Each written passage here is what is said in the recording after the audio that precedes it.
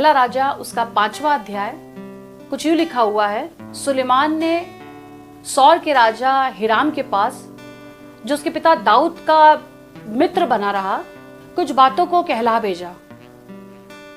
और 7वीं आयत कुछ बताती है, सुलेमान की ये बातें सुनकर हिराम बहुत आनंदित हुआ और कहने लगा, आज यहोवा धन्य है जिसने दाऊद को उस बड़ी जाति पे राज्य करने के लिए एक बुद्धिमान पुत्र दिया है। जब मैं इसको पढ़ रही थी मुझे बहुत अच्छा लगा।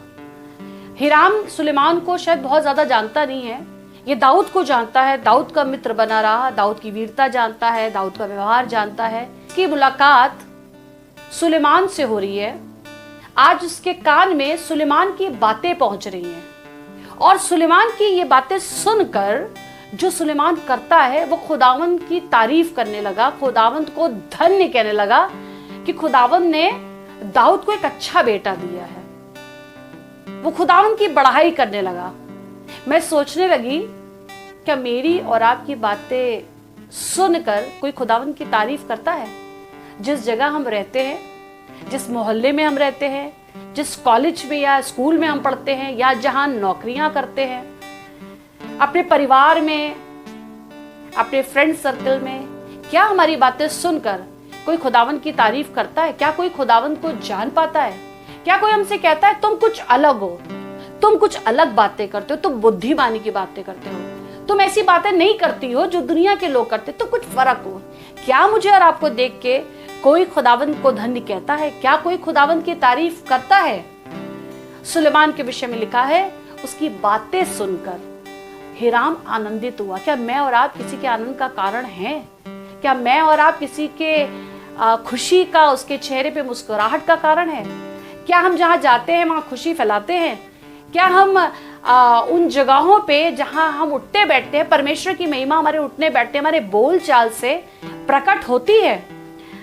मती उसका 26वां अध्याय उसकी 73वीं आयत कुछ यूं लिखा है, जब यीशु मसीह पकड़ाया गया तो पतरस उसको पीछे पीछे फॉलो कर रहा था और अलग अलग जगह पे जाके बैठ रहा था और उससे कई बार पूछा गया, क्या तू यीशु के साथ था? तू भी गलीली है?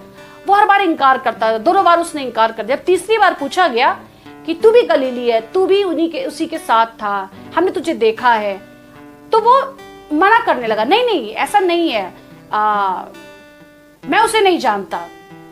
उसको एक जवाब मिला, तेरी बोली तेरा भेद खोलती है।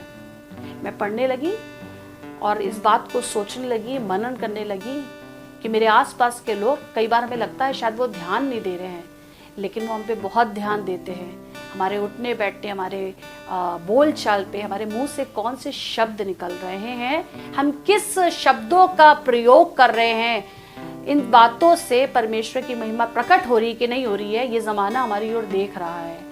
और पतरस को एक जवाब मिला, तेरी बोली तेरा भेद खोलती है।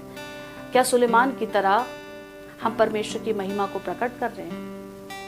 क्या हमारी बोली हमारे परमेश्वर की महिमा को, प्रभु यीशु मसीह के जलाल को हमारे बीच में, लोगों के बीच में प्रदर्शित कर पा रही है, या हम कुछ और ही बोल रहे हैं? मेरी दुआ है मेरे लिए और आपके लिए, जितने मुझे सुन रहे हैं, देख रहे हैं, हम जहां कहीं भी जाए परमेश्वर की महिमा का कारण बने और हमारी एक एक बात, एक एक बोली, एक एक शब्द, एक एक अल्फाज परमेश्वर की महिमा को प्रकट करे और उस पिता की जो स्वर्ग में है उसकी बढ़ाई करे। Praise the Lord.